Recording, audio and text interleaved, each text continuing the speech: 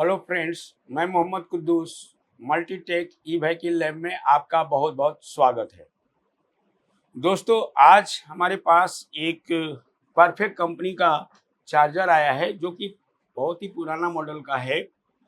तो इस वीडियो में आप जानेंगे कि इसमें कौन कौन से सेक्शन होते हैं और वो कहाँ है। क्योंकि ये हमारे एक स्टूडेंट का है, इसमें छोटी सी प्रॉब्लम भी है, वो भी कैसे दूर होगा हम आपको दूसरे वीडियो में बताएंगे।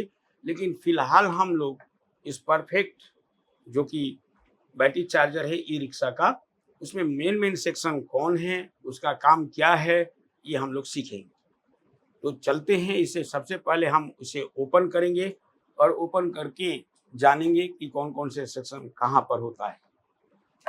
तो टाइम बचाने के लिए मैंने इसे खोल रखा है। जैसा कि आप देख रहे हैं, यहाँ पे परफेक्ट लिखा हुआ है। अब ये इसके अंदर कार्ड है एक छोटा सा। ये नॉन प्रोग्रामिंग चार्जर है, ये आप 100% सही कर सकते हैं। अब आप देख सकते हैं इसमें बहुत सारे सर्किट हैं। पहले उन सर्किटों को समझते हैं और मेन कंपोनेंट कौन कौन से हैं ये भी जानेंगे। तो दोस्तों, ये परफेक्ट कंपनी का चार्जर है और मैं इसे ओपन कर रहा हूँ। टाइम बचाने के लिए मैंने इसे खोल भी रखा था, तो मैं इसे अलग कर दिया है। और अब हम लोग इसमें आप जो ये कार्ड देख रहे हैं, इसके मेन सेक्शन कहाँ है ये जानने का प्रयास करें। तो सबसे पहले स्टार्ट करते हैं इधर से। जैसे कि ये एसी इनपुट का वायर है, जैसा आप ये देख रहे हैं। यहाँ पे कुछ स्विच, मतलब स्विच और फ्यूज लगा हुआ है और इसके थ्रू सप्लाई आई हुई है और सप्लाई यहाँ पे आई हुई है और उसके बाद ये ब्रिज पर गया है, जैसा कि आप ये देख रहे हैं। यहाँ पे मैं आपको बताना चाहूँगा कि ये ब्रिज दो लगे हुए हैं। इस चार्जर में दो ब्रिज लगे हुए हैं। तो ये दो ब्रिज क्यों हैं ये भी हम जानेंगे कि ये दो ब्रिज क्यों लगा हुआ होता है। तो बेसिकली ये दो ब्रिज लगाने का मतलब है इसका एम्पियर बढ़ाना है। ये पैरेलल में लगा हुआ है, आप देख सकते हैं ये पैरेलल में यूज किया गया है।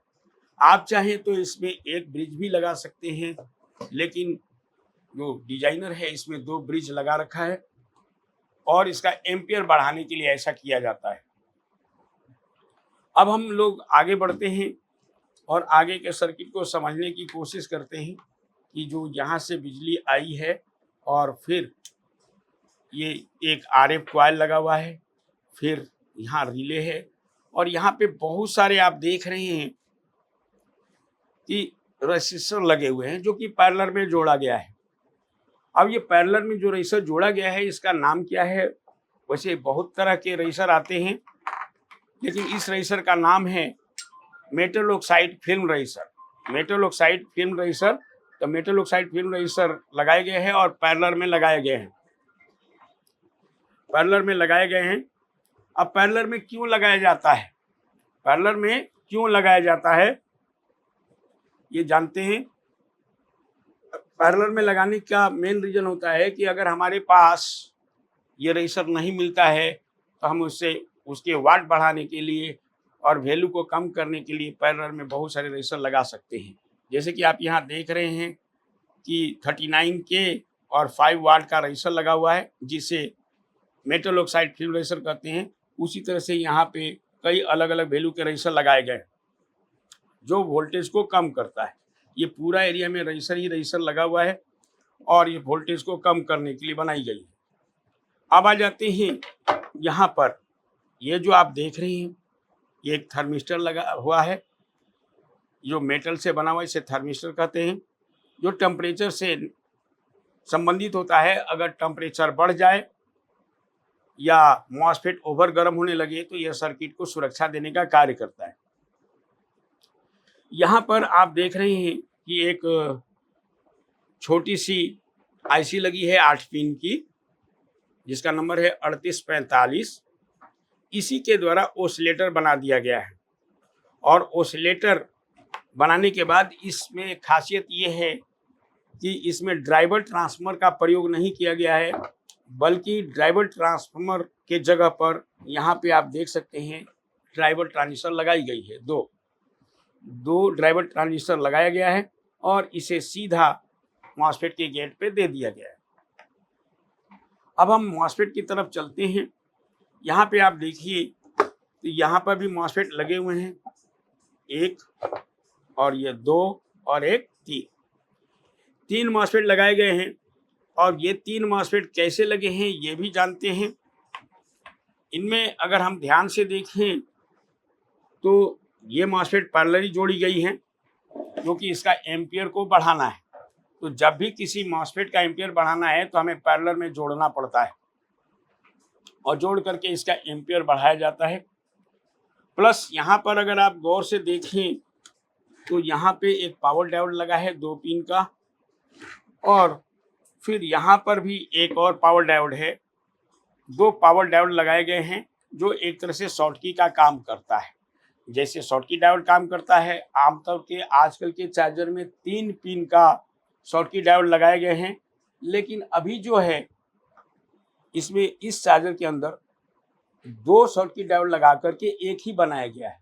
यानी 2 को हमने जोड़ा, जैसे एक का एनोड और एक का कैथोड, तो दोनों कैथोड को एक साथ जोड़ दिया है और एनोड को अलग अलग, जो आप यहाँ पे देख सकते हैं। ये एनोड है, ये कैथोड, फिर ये एनोड, ये कैथोड, और ये दोनों का कैथोड एक साथ जोड़ करके एक शॉर्टकी का निर्माण कर दिया है। जैसे कि 2 पावर डायोड लगा के हम शॉर्टकी बना सकते हैं, ठीक उसी तरह से इसने किया है। तो ये अपने अपने इंजीनियर का दिमाग का खेल होता है।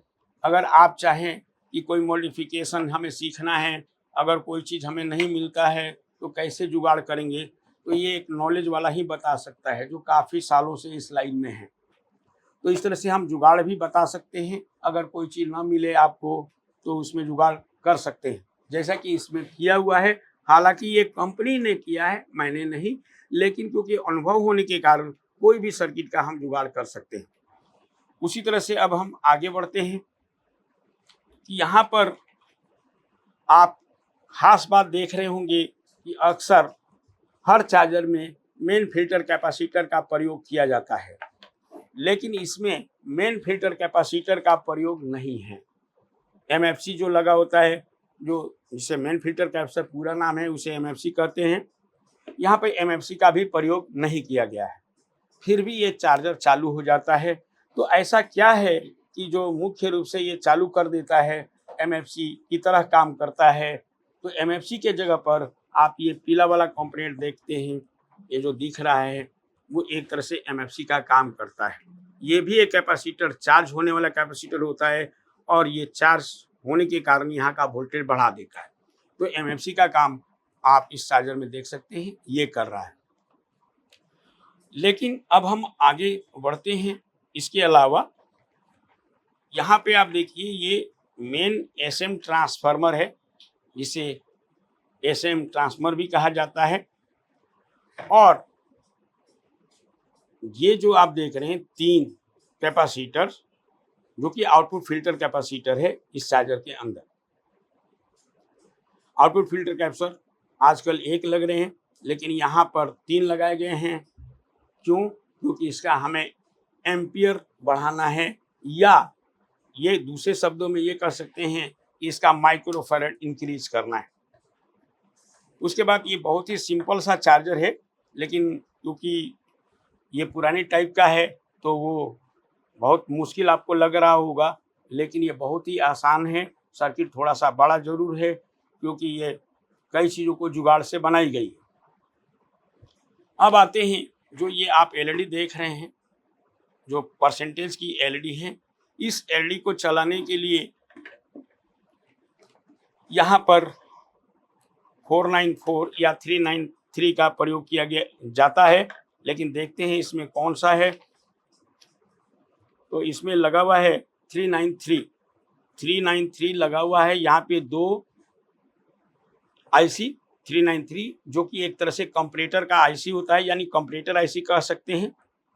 तो ये दोनों इस एलईडी को जलाने का कार्य करता है।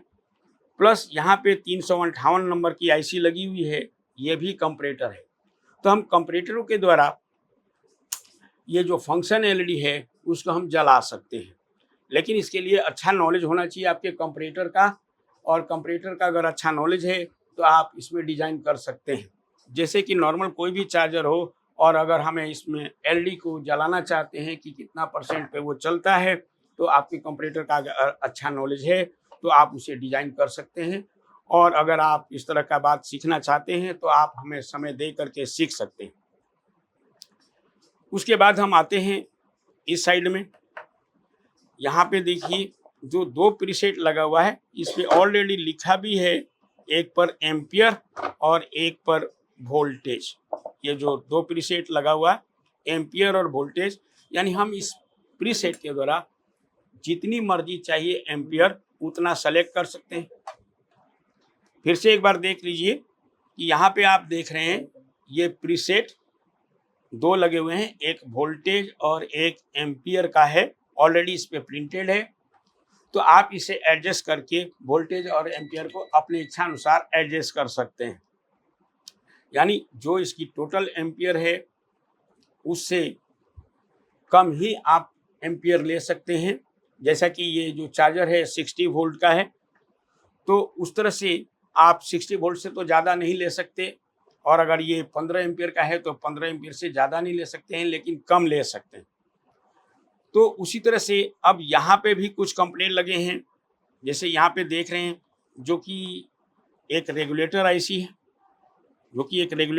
है, इसका काम क्या है? इस रेगुलेटर आईसी का काम है जो यहाँ पे 393 आईसी लगी है उसको सप्लाई प्रोवाइड करना, और जब सप्लाई प्रोवाइड होगा तभी ये एलईडी जलेगी और कंपैरेटर के माध्यम से जलेगी। दोस्तों, इसी तरह से बहुत तरह के चार्जर हमारे पास आते हैं।